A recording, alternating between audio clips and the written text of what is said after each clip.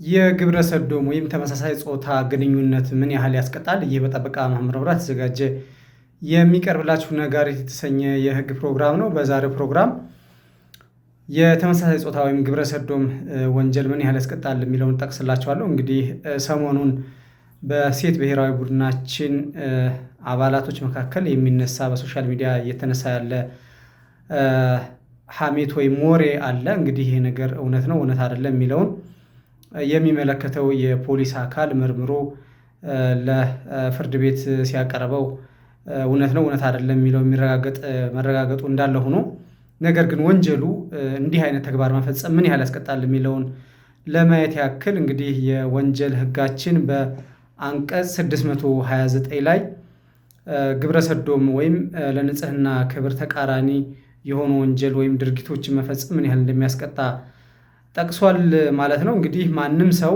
ከእርሱ ጋር አንድ አይነት ጾታ ካለው ከሌላ ሰው ጋር ግብረ ሰዶም ወይም ለንጽህና ክብር ወይም ለመልካም ጠባይ ተቃራኒ የሆነውን ሌላ ድርጊት የፈጸመ እንደሆነ በቀላል እስራት ያስቀጣል በሚል ደንጓል ማለት ነው። እንግዲህ ይህ የወንጀል ሕግ ከወጣ ትንሽ ቆየት ያለ ነው። ይህ ወንጀል የሚያስቀጣው በቀላል እስራት ማለት ቀላል እስራት ደግሞ በወንጀል ሕጋችን ከ10 ቀን እስከ 3 ዓመት እንደሚያስቀጣ ተደንጓል ማለት ነው። እንግዲህ የወንጀል መፈጸም እስከ 3 ዓመት ብቻ እስራት የሚያስቀጣ መሆኑን መረዳት እንችላለን። ነገር ግን እንግዲህ ለእኛ ሀገር እንደዚህ ሪሊጂየስ ለሆነ ማህበረሰብ እንዲህ አይነት ተግባሮች በዚህ ቅጣት ብቻ መታለፋቸው ተገቢ መስሎ አይታይም። ምክንያቱም የእኛ ሀገር በጣም ሃይማኖታዊ ነው። እንደዚህ አይነት ነገሮች ሲፈጸሙ ለሞራልም ለማህበረሰቡ ጠቅላላ አስተሳሰብ ለባህልም ተቃራኒ ስለሆኑ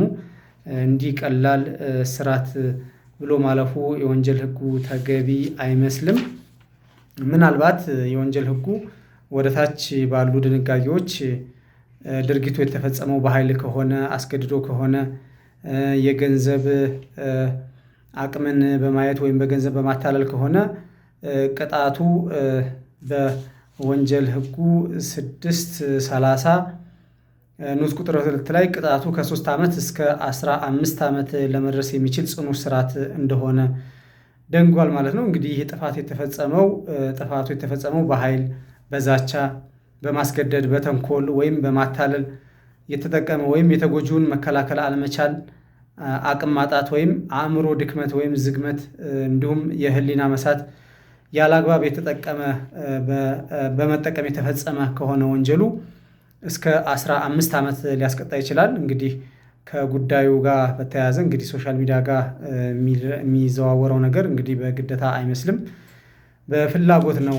የሚመስለው። እንግዲህ እንዲህ አይነት ሁኔታዎች ሲፈጠሩ ደግሞ ቀላል እስራት እስከ 3 ዓመት ሊያስቀጣ የሚችል ቀላል እስራት እንደሆነ ተደንጓል። እንግዲህ ይሄ ነገር ያው ለማህበረሰባችን ትንሽ ለሞራልም ከበድ ያለ ነገር ስለሆነ ምናልባት ሕጉም መሻሻል ሊያስፈልገው ይችላል። በተለይ በቅርብ ዓመታት እንዲህ አይነት ወንጀሎች የተስፋፉ ነው ያሉት።